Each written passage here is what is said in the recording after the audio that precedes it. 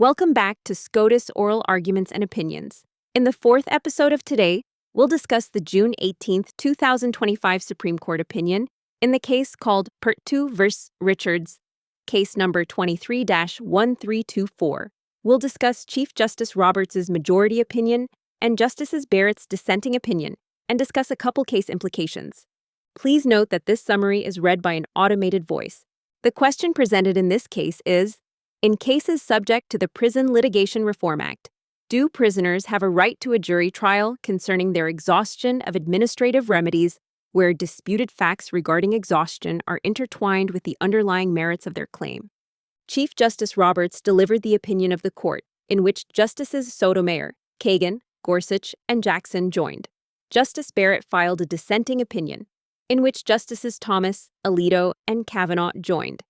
Chief Justice Roberts' majority opinion, the Prison Litigation Reform Act, PLRA, requires prisoners with complaints about prison conditions to exhaust available grievance procedures before filing suit in federal court. 42 U.S.C. Section 1997, EA. But exhaustion is not required when a prison administrator threatens individual inmates so as to prevent their use of otherwise proper procedures. Such interference with an inmate's pursuit of relief renders the administrative process unavailable. So, Section 1997 EA poses no bar to suit. The question presented is whether a party has a right to a jury trial on PLRA exhaustion when that dispute is intertwined with the merits of the underlying suit. In this case, inmate Kyle Richards alleges that Thomas Perttu, a prison employee, sexually harassed Richards and other inmates. Richards also alleges that when he attempted to file grievance documents about the abuse, Perttu destroyed them and retaliated against him for attempting to file them. Richards sued Perttu under 42 U.S.C. Section 1983 for violating his constitutional rights, including his First Amendment right to file grievances.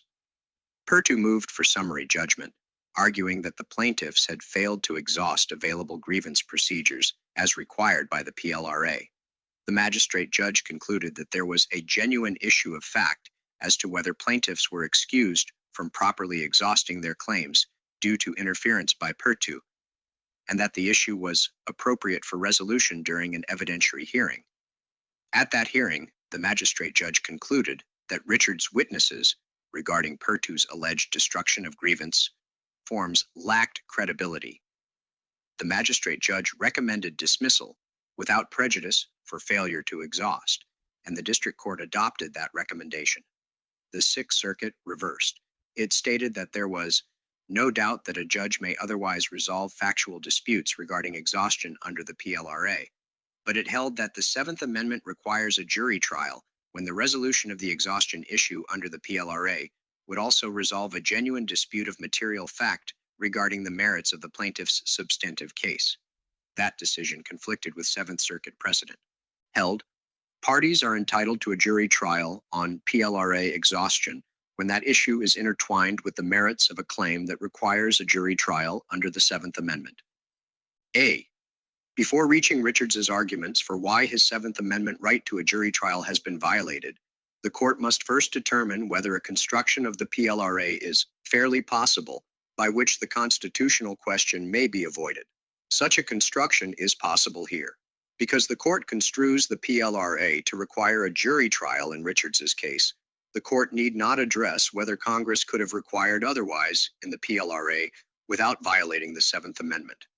PLRA exhaustion is a standard affirmative defense subject to the usual practice under the federal rules of civil procedure. The usual practice is that factual disputes regarding legal claims go to the jury, even if that means a judge must let a jury decide questions he could ordinarily resolve on his own.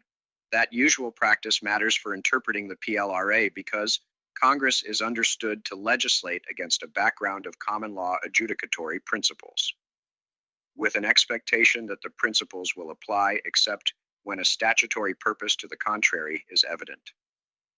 No such contrary purpose is evident in the PLRA. The PLRA is silent on whether judges or juries should resolve exhaustion disputes, and that silence is strong evidence that the usual practice should be followed. B. At the time the PLRA was enacted, it was well established that factual disputes intertwined with claims that fall under the Seventh Amendment should go to a jury. The court has held in various contexts that, in cases of intertwinement, district courts should structure their order of operations to preserve the jury trial right. 1. One prominent line of cases involves suits that contain both legal and equitable claims. Ordinarily, judges resolve equitable claims and juries resolve legal claims. In Beacon Theaters, this court held that judges may not resolve equitable claims first, if doing so could prevent legal claims from getting to the jury. In that case, both the legal and equitable claims hinged on the common issue, whether there was an antitrust violation. The court emphasized that in that situation, judicial discretion is very narrowly limited and must, wherever possible, be exercised to preserve jury trial. Because resolving the equitable claims could prevent a full jury trial on the legal claims first needed to be resolved by a jury.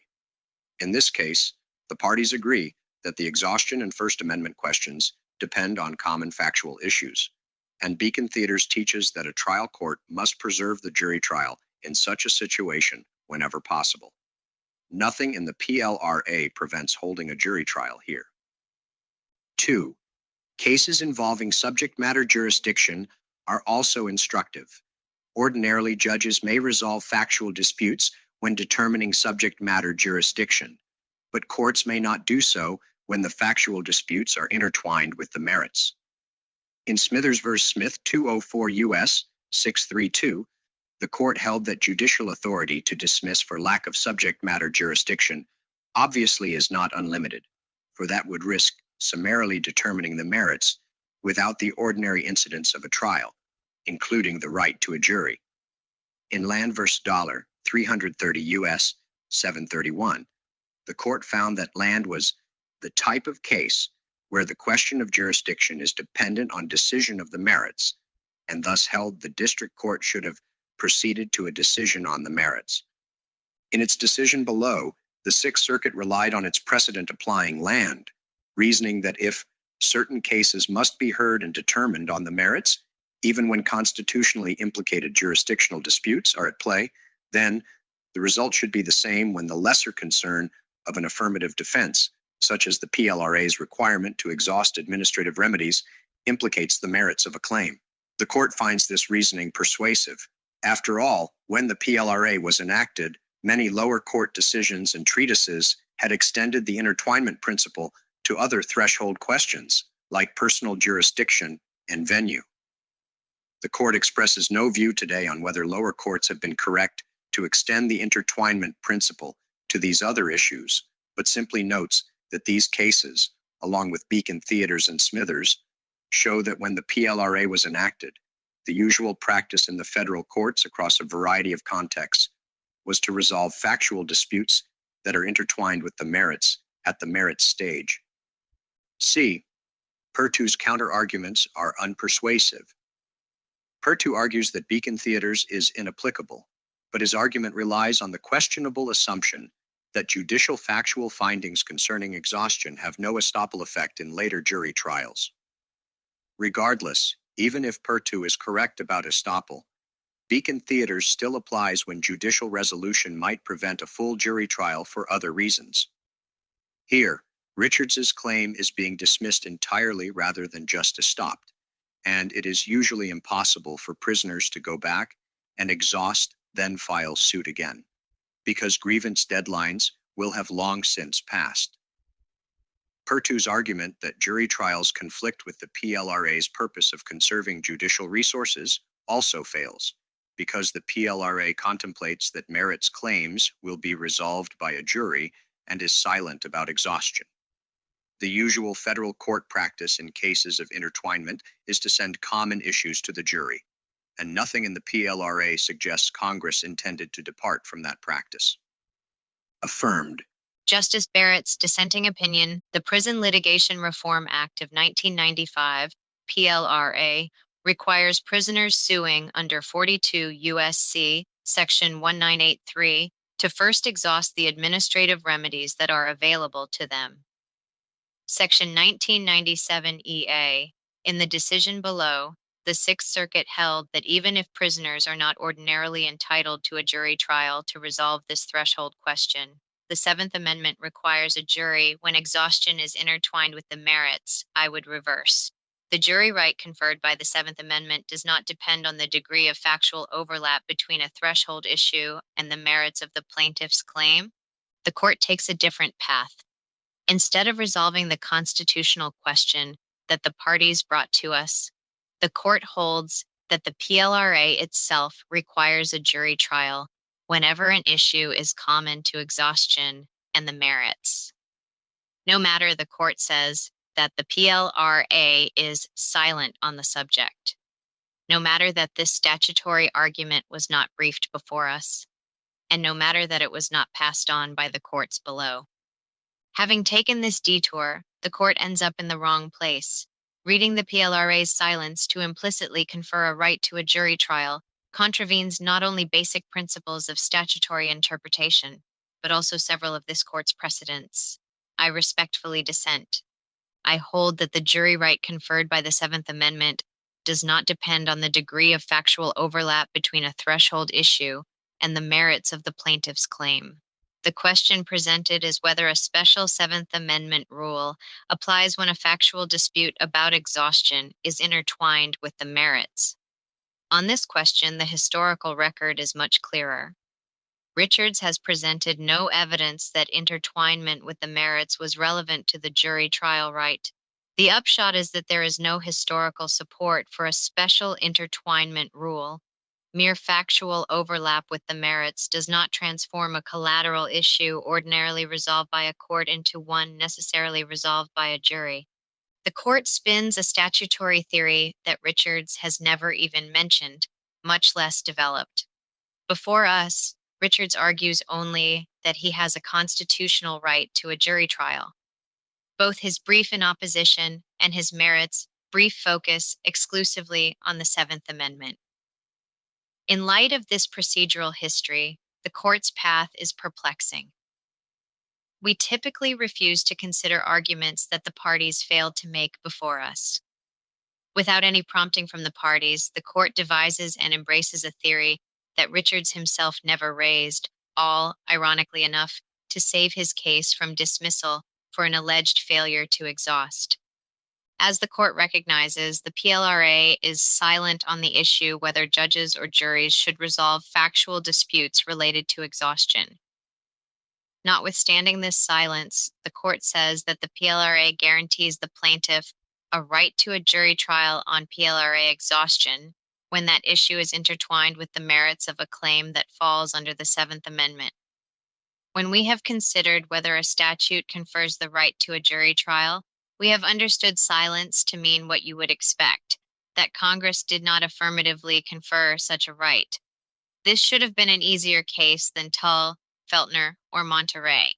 Here, the statute contains no term traditionally associated with the jury trial right, and the claim to a statutory backdrop is even weaker. The court's proposed rule is both manifestly unfair and inherently arbitrary. Under the court's approach, similarly situated plaintiffs are entitled to a jury, or not, based on immaterial distinctions in the claims they choose to bring. The court reads the PLRA to say what it does not. It does so for reasons that the parties did not brief, that have no basis in our doctrine, and that are contrary to well-established principles of statutory interpretation. In so doing, the court creates a regime under which an exhaustion requirement designed to reduce the quantity and improve the quality of prisoner suits just generates more litigation of its own. Case implications. Those were the majority and dissenting opinions. Let's turn now to case implications. The court's holding in Perttu v. Richards establishes a narrow but potentially significant principle that when PLRA exhaustion disputes are factually intertwined with the merits of underlying constitutional claims, parties are entitled to jury trials on the exhaustion question. The decision rests on statutory interpretation rather than constitutional mandate, with the majority finding that Congress legislated against a background of common law principles favoring jury resolution of intertwined factual disputes. This approach allows the court to avoid the broader constitutional question of whether the Seventh Amendment independently requires jury trials for all PLRA exhaustion determinations. leaving that issue for potential future consideration. The practical implications may vary considerably depending on how lower courts interpret and apply the intertwinement standard.